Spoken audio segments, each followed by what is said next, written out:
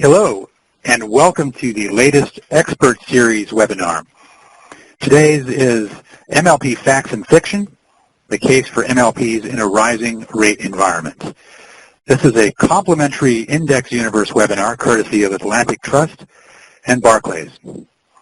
I'm Ollie Ludwig, the managing editor of IndexUniverse. We are the leading authority on news and data about ETFs and the company behind Inside ETFs, the world's biggest ETF conference.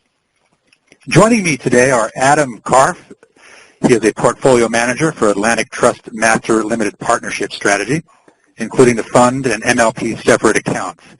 He's been analyzing the MLP sector since 2001, and based on the Morningstar SMA Composite ranking, Atlantic Trust was the top performing U.S. equity strategy in 2011 and ranked third for the 5-year return as of the end of 2012.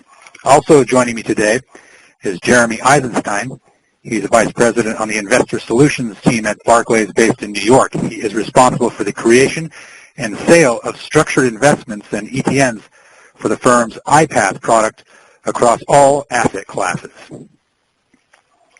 Before we get started, I'd like everyone to know that you can ask questions at any time during the webinar in the window at the lower right of your screens. And just so you know, I'll be asking Adam and Jeremy questions throughout their presentation, but we'll get to the audience Q&A after they're finished. With the world of investments since the financial crisis dogged by ultra-low bond yields, advisors have been scouring the landscape for income-producing investments to better serve the needs of their clients, particularly the first waves of baby boomers who need respectable fixed income streams to meet their retirement needs. Without them, they might well be in trouble, seriously. After all, the 10-year treasuries in the past year yielding anywhere from 1.5 to 3%, let's be honest, 1.5 is basically untenable, and 3% is marginally acceptable at best.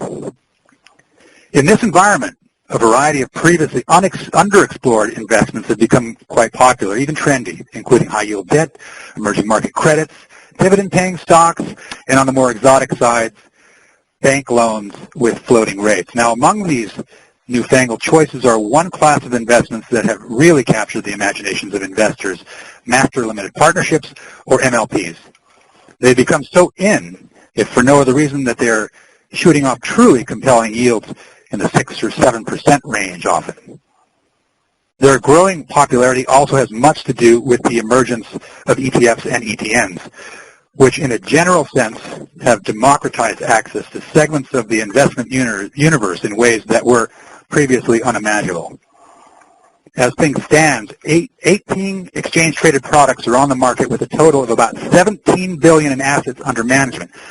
9 of those products have at least $100 million under management, which speaks to the fact that in some ways MLPs are all the rage.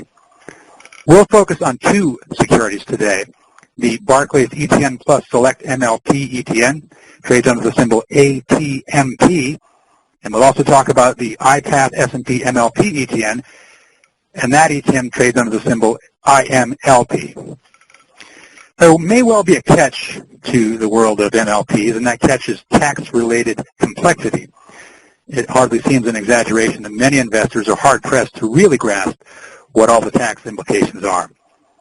And regarding exchange-traded products, do investors want their MLPs served up in an ETN, an ETF, or perhaps a 40 Act structure, all with different tax implications? And while we're at it, do you want an active or a passive wrapper? Luckily, we have a couple of experts with us in the next hour to help us navigate these complex MLP straits. Again, I'll be asking Adam and Jeremy questions along the way, so without further ado, let's get right into it with Adam Karff of Atlantic Trust and Jeremy Eisenstein of Barclays. Adam? Thank you, Ollie, very much. And this is Adam Karff with Atlantic Trust. MLPs are limited partnerships that list on a public stock exchange, with the majority on the New York Stock Exchange. MLPs share many corporate governance requirements characteristics that are similar to corporations, but generally are taxed as partnerships rather than corporations for federal income tax purposes. MLP partnership taxation is only available for entities that generate over 90% of income from qualifying sources of activities that include the development, production, and transportation of natural resource products. A partnership structure consists of both limited partners and general partners' interests.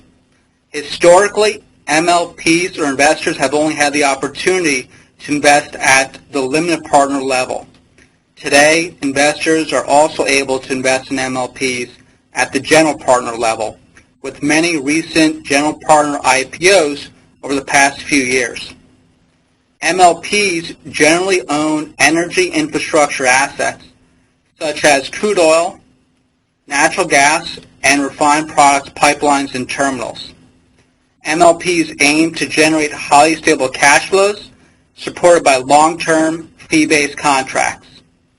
MLPs provide critical services and supplies for the U.S. economy, such as the transportation of motor gasoline that is consumed in cars, or the delivery of jet fuel to airplanes at airports.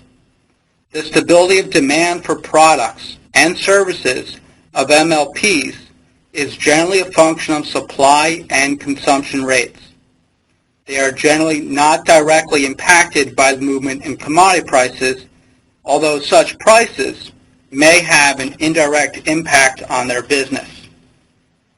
On page 3 demonstrates MLPs primarily operate in the midstream link in the energy value chain that includes pipeline, treating, and storage assets.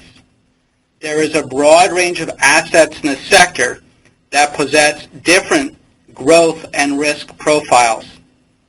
Cash flows are generally supported by long-term fee-based contracts, and in some cases cash flows are supported by demand charge contracts as customers pay for the right to rent capacity on a pipeline. Jumping to page 4 demonstrates the strong historical growth in the sector's market cap. Growth in the industry stems in part from the rapid migration of qualifying assets from a corporate entity to the MLP structure that will not pay corporate tax, which offers MLPs a potential cost of capital competitive advantage. Similar to any capital-intensive industry, a lower cost of capital provides a competitive advantage to compete for building growth projects. Another reason for the growth in the formation of MLPs is the growth in the energy infrastructure industry, driven in part by growth in natural gas, crude oil, and natural gas liquids production in the United States. In the past couple years, several large energy corporations, such as Phillips 66 and Marathon Petroleum, have formed their own MLPs to capitalize on the rapidly growing supply of energy infrastructure projects in the United States. Yeah, Adam, let me jump in there. How many MLPs exist today relative to, say, 1995? Yes, there's been very strong growth in the number of MLPs. Today, there are over 100 more MLPs in the sector relative to the amount in 1995. Looking at page 5 provides a breakdown of assets in the sector. Refined products, crude oil, and natural gas businesses have historically generated the most stable cash flows. Exploration, propane, and coal businesses are generally viewed to carry higher risk profiles due to the greater volatility in cash flows. These businesses tend to be more cyclical and impacted by the movement in commodity prices. Question, based on what we're seeing as a healthy MLP IPO pipeline, can you touch upon the types of MLPs we're seeing go public and why we can't, paint them all with the same brush? Sure, that's a very good question. Over the past few years, with the growth of the MLP industry, there has certainly been a broadening of assets that have been added through IPO issuances into the sector. Many of these recently added assets engage in businesses outside the traditional scope of providing energy infrastructure investments. These assets have experienced more volatile cash flows, which creates challenges to providing stable yield and consistent distribution growth. In several cases, some of the recent group of IPOs have offered a variable rate quarterly distribution payment as compared to the stable payouts that more traditional MLPs seek to provide. We think this group of partnerships may not be suitable for some of the more conservative MLP investors that expect consistent and stable income. So what has been the track record for distribution growth for the MLP space? Page 6 demonstrates distributions in the MLP sector, as here reflected by the Alerian MLP Index, have historically experienced growth over time despite volatility in the economy as defined by the movement in GDP growth rates. Total return value proposition consists of investors collecting the current yield plus distribution growth. Looking at over the past 5-year period, MLPs have registered an average distribution growth rate of nearly 7%. The MLP sector has historically provided an attractive total return proposition with the support of a healthy yield and the potential for distribution growth. Now, how have MLPs fared against, the S&P 500 index, for example? Good question. We get that question asked a lot. On page 7, it depicts historical returns between the Alerian MLP Index, a widely followed benchmark for the MLP sector, and the S&P 500 Index. Since September 2007, the Alerian MLP Index has outperformed the S&P 500 Index by approximately 600 basis points on an annualized basis. Notably, the MLP sector has outperformed the S&P 500 Index at a lower volatility level, as demonstrated by the standard deviation metric on page 7. While there is no guarantee, of course, that this will always be the case in the future, a higher compounding yield with distribution growth supports the MLP sector's total return prospects. Okay, so how have MLPs historically performed in a rising rate environment? That's a good topical question, one that we've been getting a lot with concerns over the rise in interest rates. On page 8 demonstrates MLPs have performed well in a gradual rising interest rate landscape, as shown by the sector's positive return despite the backup in the 10-year Treasury rate. Simply put, the MLP sector's ability to grow the distribution payment has dampened the impact of a rise in interest rates. Okay, so switching to the product side, can you tell us about the Atlantic Trust ETN? Yeah, thanks, Ali. This is Jeremy Eisenstein from Barclays. The slide that we have up here provides an overview, as mentioned, the Barclays ETN Plus Select MLP ETN, that is ticker ATMP. Apple, Tom, Mary, Paul, again, ticker ATMP. That, of course, tracks the Atlantic Trust Select MLP Index. This ETN listed on the New York Stock Exchange on March 13th of this year. It was developed in collaboration, of course, with Adam and the Atlantic Trust team, a very well-known name in the sector, of course, as mentioned earlier. By providing exposure to new and growing MLP asset class, the Atlantic Trust Index offers exposure to a basket of investment-grade MLPs, LLCs, or limited liability companies, and corporations subject to the index filters, which we'll get into. Additionally, the index can include Canadian corporations that own U.S. master limited partnerships. Now, the ATMP ETN itself is designed to pay a quarterly coupon to the extent, of course, that the accrued dividend on the ETN exceeds any accrued investor fees. On this product, that is a 95 basis point annualized fee. Barclays Bank PLC is the issuer of this ETN, Of course, subject to certain risks detailed in the slide, right? We're always saying, including issuer credit risk and market risk. We know it may not be suitable for all investors, so do check the prospectus.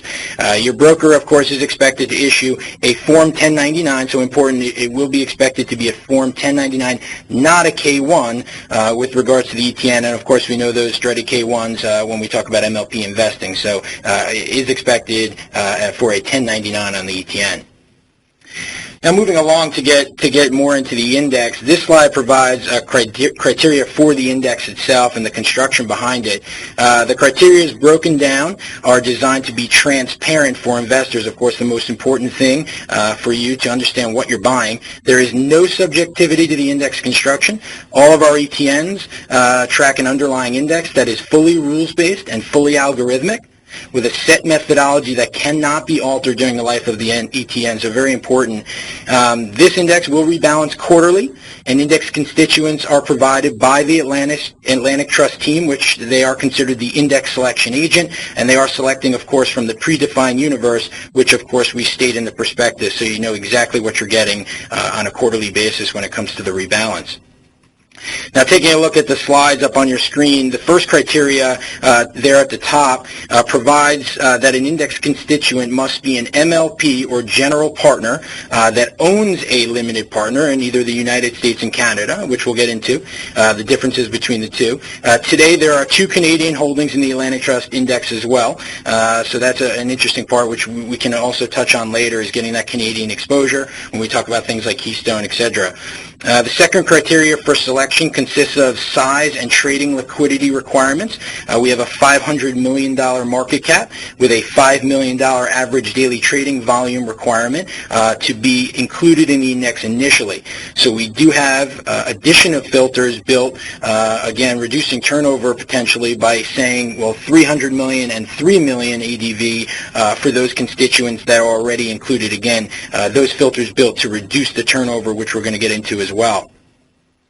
The third criteria requires that a potential index constituent must possess an investment-grade credit rating by at least one of the 3 major rating agencies you see there, so S&P, Moody's, or Fitch. Again, one of the major selling points here being the investment-grade rating. And lastly, the bottom box, you're going to see the fourth criteria requires that the holdings or the constituents must generate a minimum level of cash flows from their midstream operations in the energy infrastructure business. So again, that toll road fee-based contract business, as Adam mentioned earlier. Now, when we talk about the cap, we're looking at 100 constituents in the Atlantic Trust Index, so far surpassing some of our competing products that are capped at 25 or 30 constituents for their current indices.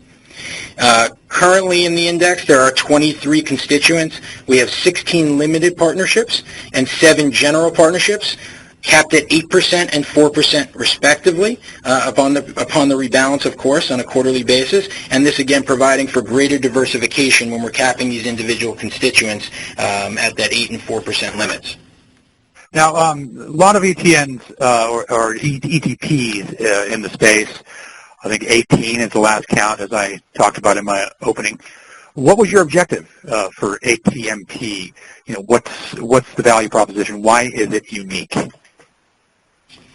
The objective of the Land Trust Index is to focus on the highest quality group of midstream MLPs as defined by credit ratings and their respective general partners. The Land Trust Index provides investors with a pure play on core energy infrastructure and removes the non-traditional, lower quality MLP assets that don't share the same fundamental characteristics, growth opportunity sets, and the quality level as energy infrastructure investments. Within the MLP sector, investment-grade midstream MLPs possess the most attractive opportunity set to capitalize on the positive secular trends in the energy industry due to their superior financial flexibility and lower cost of capital, driving a sustainable competitive advantage to build projects. Similar to other capital-intensive businesses and industries, a lower cost of capital for investment-grade MLPs could enable them to outbid for growth projects and capture a higher accretion level from these projects. Inclusion of general partners provides exposure to one of the fastest growing and potentially attractive subsectors in the MLP industry. Today, general partners represent 28% of the Atlantic Trust Index. We believe general partners are attractive for two reasons. First reason is the growth multiplier factor. That is, general partners grow the distribution payment at a faster rate than their respective limited partners due to the ownership of incentive distribution rights. Second reason, general partners provide a better alignment of interest with the management team. In many cases, management teams own a disproportionate amount of stock at the general partner level compared to the limited partner level. In conclusion, the objective of the Atlantic Trust Index is to provide investors with a product that includes the most safe, highest quality group of partnerships as measured by credit ratings with the capability to grow the distribution payment at a rate that is faster than the broader sector due to the ownership of general partners. Discuss the primary risks to the MLP sector and how ATMP is positioned for these risks. I think it was Jeremy, or maybe it was you, Adam, who were saying that it's indirectly related to commodity prices, right, but not directly. So again, the primary risks to the MLP sector and how ATMP is positioned to manage these risks, please. Sure. Running down the risks, and this is risks for the MLP sector, there's really three major risks, and we classify them as tail risks on 1, interest rates, 2, commodity prices, and 3, capital markets. We define tail risk as a sharp and sustainable movement in that variable. We believe the Atlantic Trust Index stacks up very well to all three of those tail risks. First, on the interest rate front, all yield-oriented investments have at least some exposure to a sharp jump in interest rates. And typically, the magnitude of sensitivity depends on the growth rate of cash flows and the duration of the investment. The Atlantic Trust Index includes general partner interests, which have historically registered a faster distribution growth rate than the broader MLP sector. And here's a key point. Because assuming this trend remains intact, as a result of including general partners with faster growth rates, the Atlantic Trust Index offers the potential to drive a faster distribution growth rate compared to the broader MLP sector. Again, a faster distribution growth rate should reduce the sensitivity to higher interest rates. The second risk on commodity prices, this again is a tail risk, in that we are indifferent to crude oil prices in a range, let's say $80 to $100 per barrel, but a sharp drop in crude oil prices to the, let's call it $60 per barrel level, could impact drilling activities, production growth, and therefore pipeline expansion opportunities. Again, the Atlantic Trust Index stacks up very well on this risk. Atlantic Trust Index carries a far lower exposure to commodity prices than the aggregate MLP sector because the partnerships in the index have a requirement for a minimum percentage of cash flows from midstream operations. Midstream operations, such as pipeline and storage assets, tend to generate fee-based cash flows supported by long-term contracts. The Atlantic Trust Index does not include some of the more volatile assets in the MLP industry that carry direct commodity price exposure. I'm talking about assets such as exploration and production, coal, and refining sectors. To support our contention, there is no MLP in our index that has cut the distribution payment in the past 10-year period. Let me repeat that. There's no MLP in our index that has cut the distribution payment in the past 10-year period. In contrast, several partnerships that operate in some of these more commodity margin businesses have been forced to cut their distribution payment, and in some cases been forced to cut the distribution payment to zero. The third risk depends on capital markets. Similar to other capital-intensive businesses, MLPs require consistent access to the capital markets to fund spending programs. The Atlantic Trust Index consists of only investment-grade limited partners and their respective general partners. Typically, investment-grade companies have superior access to capital markets during a financial crisis.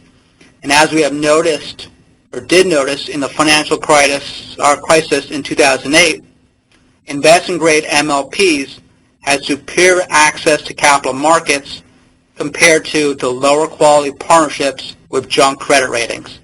The competitive advantage of possessing an investment-grade credit rating, driving a superior cost of capital rate, would probably grow in importance during a period of financial crisis or a challenging market conditions. So even on that third tail risk, the Atlantic Trust Index should stack up extremely well. And we're just going to touch real quick, Ali, on slide 11 here so people can get a bit of a feel for the performance. So this slide provides recent returns on the AT index and, of course, compared to the benchmark in the space, the Alarian MLP index.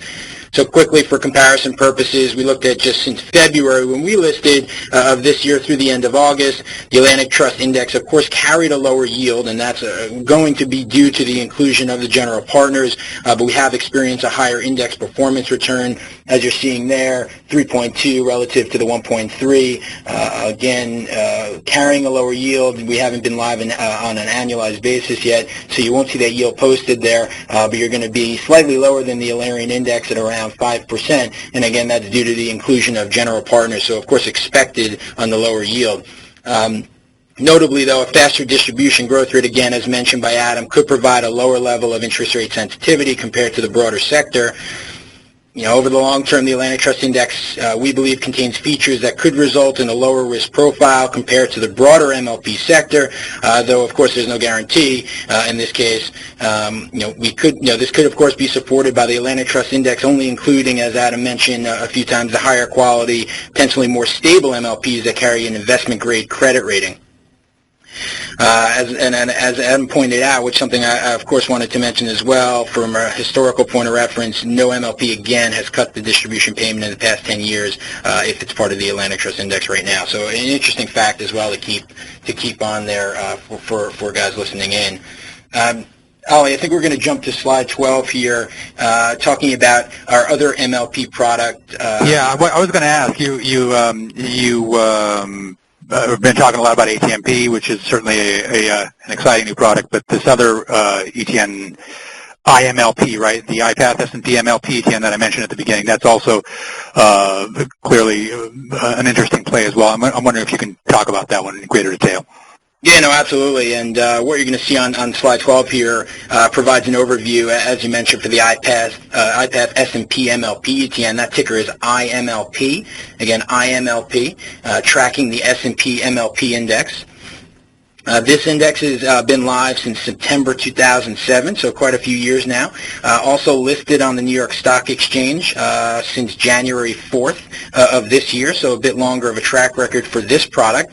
But this ETN offers exposure to leading U.S. public partnerships focused on energy and utilities. Again, being MLP or LLC structures, we're really looking more broadly across the MLP space, or the value chain that we went through earlier, as compared to the ATMP product that focuses again on the midstream space specifically. IMLP also designed to pay quarterly coupons, again, to the extent the accrued dividend on the ETN exceeds the accrued investor fee. That here is 80 basis points as compared to the 95 on Atlantic. Barclays Bank PLC, again, is the issuer of the ETN. ETN is subject to similar risks as the ATMP ETN. It may not be suitable for all investors. Your broker, again here, important, is expected to issue a Form 1099 and not the K1 that we're seeing when you own the MLPs outright. If we quickly just move on to the comparison on page 13, we're providing really a description of certain key features on the S&P MLP index. Again, most importantly, as with all our ETNs, fully rules-based and algorithmic. Differences here, as you can see on your screen, this will rebalance annually in October, subject to its defined methodology and eligibility criteria. constituents in this index are part of either the GICS energy or gas utilities sectors, classifications rather. Min market cap for inclusion in the index is 300 million with a 3-month average daily trading volume of 2 million notional. So we are starting to see some differences as compared to both the ATMP and the Alerian product. In this product, interesting, there is no cap on the number of constituents, which again is different than some of the other indices we're seeing in the market or ETNs we're seeing. As the space continues to grow, having the ability to add additional constituents above the 25 or 30 limits that you're seeing in some of the competing products could prove to be a competitive advantage. And last point, I just point out there's a 15% max limit you'll see on the bottom for any one constituent on rebalance. And although 45% max limit collectively for all those constituents exceeding 4.5 individually, so that's quite the mouthful, but it's on there. Again, the point of this capping is to provide for additional or greater diversification in the index itself. Got it. Always a key question when we're talking about exchange-traded products, whether it's an ETN or an ETF. Let's talk about the liquidity of these products, please. Yeah, no, I think I saw some questions coming up on the board there, so that's a great question. And again, both products are listed on the New York Stock Exchange. There are market makers supporting our products in order to provide liquidity on a daily basis, keeping those spreads tight, which you can see. I think one of the biggest misconceptions, Ali, is really the relationship between volume and liquidity. And the takeaway being that volume does not represent ultimate liquidity in the ETN, and that goes for all ETNs. Liquidity will be based on the underlyings themselves. So when we talk about MLPs, we're talking about the liquidity in the underlying MLP market that should reflect the MLP ETN liquidity or access to liquidity. Investors, of course, can execute in the secondary market. They also have the ability to purchase and or redeem larger blocks of these ETNs through their custodians that come directly to Barclays. That's called our creation redemption process. I'm sure most of you have heard about. Min size for something like that on the MLP side will be 25,000 shares on any of the ETN. That's for a creation. And on the redemption side, 50,000 shares or 50,000 ETNs back directly to Barclays. So you get one NAV at the close.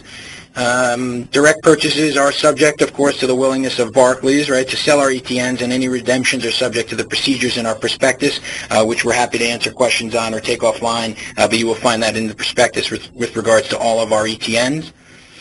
And just ending, as you'll see from the next two slides, with regards to our risk factors, the ETNs are subject to a number of risks and may not be suitable, as I mentioned throughout the presentation, for all investors.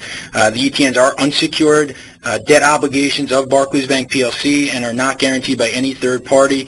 We do very much encourage you to review the risks listed here and, of course, in the relevant ETN prospectuses and discuss, with us, Barclays, if any questions, to help determine if investment in the ETNs is, of course, right for you and your clients. For additional information on our ETNs, for the ATMP, that's the ATMP, the Atlantic Trust ETN, that's at www.etnplus.com. Again, that's